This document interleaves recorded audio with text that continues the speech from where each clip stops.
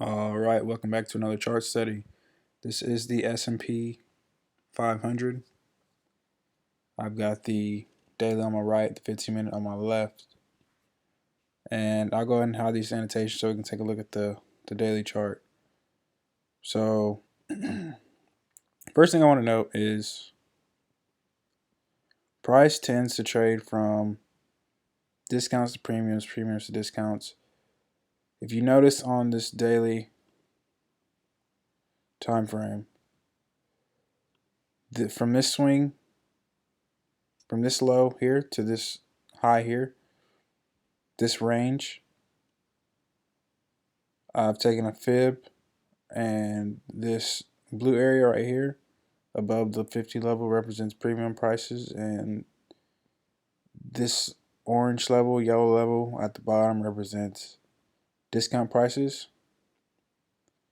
So price was trading at a premium, and then it traded down, and it's just now reached discount prices. So potentially some more upside could be expected, but that's just an idea. Back to what was going on today. Um,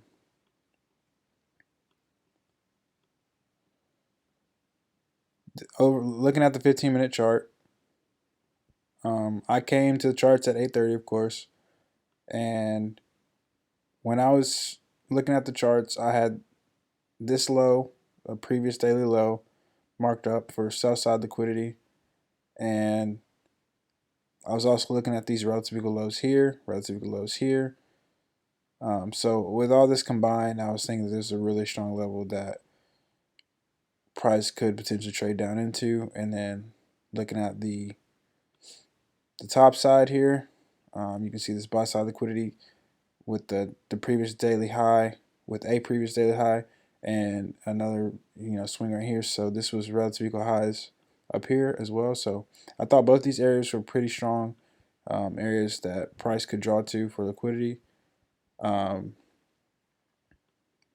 I guess I was leaning slightly towards being bearish because one, price was closer to this sell side liquidity, and just reading market structure, um,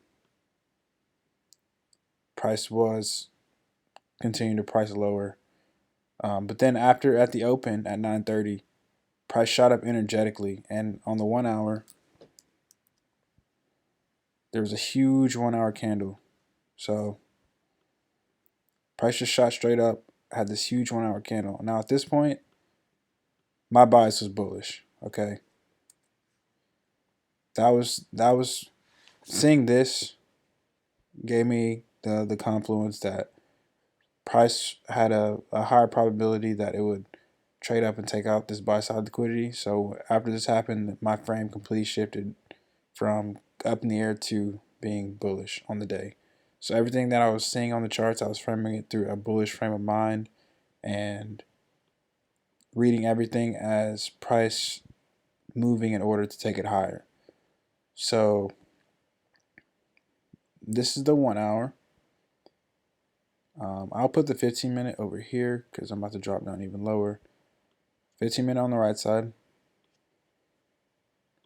and I'm going to put the 1 minute here. Now, I believe there's some decent setups today. Let's zoom in. So, looking at the 15-minute on my right side, you can see that there's a 15-minute swing low, and this is all after afternoon. This gray box right here represents lunchtime, no trading, and everything after that is afternoon session. So, price created a swing low on the 15-minute. You can see it there. Price traded up, moved down strongly, taking out this sell side liquidity below the 15-minute swing. Now remember, the bias here is bullish, so everything that price is doing is in order to take price higher. So That's the frame of mind. That's the frame of reference. Bullish bias. So price trades down, takes out this sell side liquidity, and then we zoom in here. You can see that price then trades up. It breaks structure, leaves a fair value gap after taking out this sell side liquidity, and we're also in a bullish frame of mind. We have a bullish bias. So potential trade setup could be here. Price trades up even further, leaving a fair value gap. Another potential trade in here.